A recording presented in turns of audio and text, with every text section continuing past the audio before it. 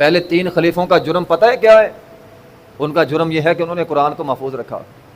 جنگ یمامہ ہوئی، 1200 لوگ شہید ہوئے، ان میں سے 500 حفاظ تھے. عمر بن خطاب رضی اللہ عنہ آئے، کہا ابو بکر رضی اللہ تعالیٰ عنہ حفاظ شہید ہو گئے، قرآن شاید غیر محفوظ ہو جائے، قرآن لکھ لیں، ایک مصحف میں لکھ لیں.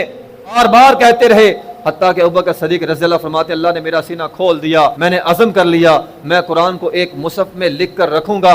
اور پھر ان 2 اشخاص نے زید رضی اللہ تعالیٰ عنہ کو اس بات پر قائل کر لیا قرآن سارا محفوظ کرنا ہے ایک مصحف میں.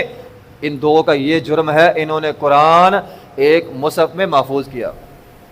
وہ قرآن ہماری ماں حضرت حفصہ رضی اللہ عنہ ان کو دے دیا گیا، وہ ان کے پاس محفوظ رکھا. پھر تیسری ہستی آئی عثمان بن عفان رضی اللہ تعالیٰ عنہ. جب ان کی خلافت آئی، لوگوں نے بتلایا لوگ اپنے اپنے لہجوں میں قرآن پڑھتے ہیں، لوگوں میں لڑائیاں ہو رہی ہیں.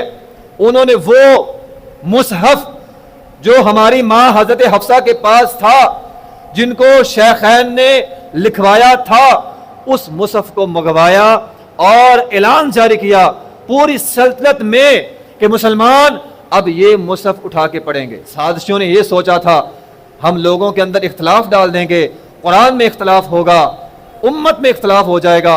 عثمان رضی اللہ تعالیٰ عنہ نے امت کو یکجا کیا، قرآن ان کے سامنے پیش کر دیا. یہ ان کا جرم ہے. ان تینوں نے قرآن محفوظ رکھا، محفوظ رکھنے کا ذریعہ بنے، یہ ان کا جرم ہے.